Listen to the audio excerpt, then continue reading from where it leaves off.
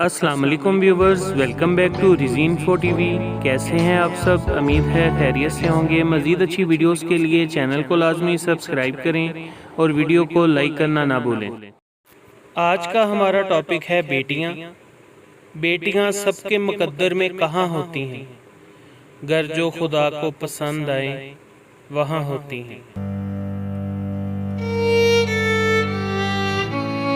بیٹیاں وہ نعمت ہیں کہ جب حضرت فاطمہ رضی اللہ تعالی عنہا تشریف لاتی تھیں تو اللہ کے محبوب حضرت محمد صلی اللہ علیہ وآلہ وسلم بھی استقبال کو اٹھ کھڑے ہوتے تھے کہ میری بیٹی آئی ہے۔ حضرت محمد صلی اللہ علیہ وآلہ وسلم نے ارشاد فرمایا، عورت کے لیے یہ بہت ہی مبارک ہے کہ اس کی پہلی اولاد بیٹی ہو۔ جس شخص کی بیٹیاں ہو اسے برا مت سمجھو، اس لیے کہ میں بھی بیٹی کا باپ ہوں۔ جب کوئی بیٹی پیدا ہوتی ہے تو اللہ تعالیٰ فرماتا ہے کہ اے لڑکی تو زمین میں اتر، میں تیرے باپ کی مدد کروں گا۔ بیٹی کا پہلا حق جو ہم کھا جاتے ہیں وہ اس کے پیدا ہونے کی خوشی ہے۔ جو شخص بیٹی کے پیدا ہونے پر خوشی کرے تو جان لو یہ خوشی 70 بار خانہ کعبہ کی زیارت کرنے سے افضل ہے۔ بیٹیوں کا دکھ سمجھنا بڑا مشکل ہے۔ ان کے لیے تو اسی گھر میں جگہ نہیں رہتی جہاں وہ پیدا ہوتی ہیں۔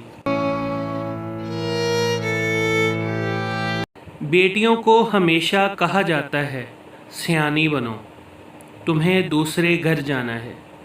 کاش کوئی بیٹوں کو بھی کہے سیانے بنو، کوئی تمہارے لیے گھر چھوڑ کر آئے گا۔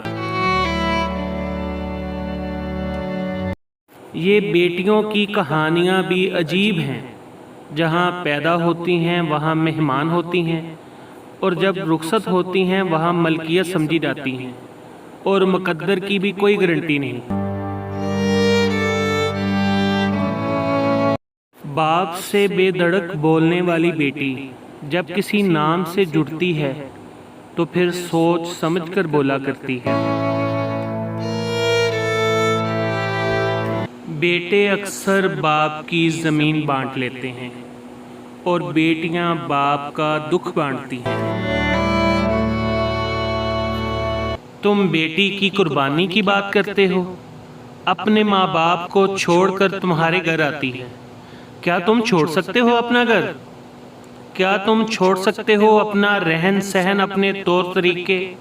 ہرگز نہیں۔ یہ تکلیف صرف ایک بیٹی ہی جانتی ہے۔ جہیز کیا ہوتا ہے اس باپ سے پوچھو جس کی زمین بھی چلی گئی اور بیٹی بھی۔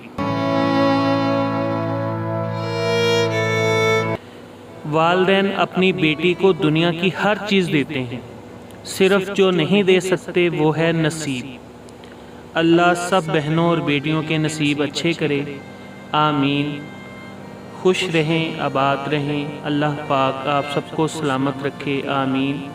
ویڈیو کو لائک کریں۔ اللہ حافظ۔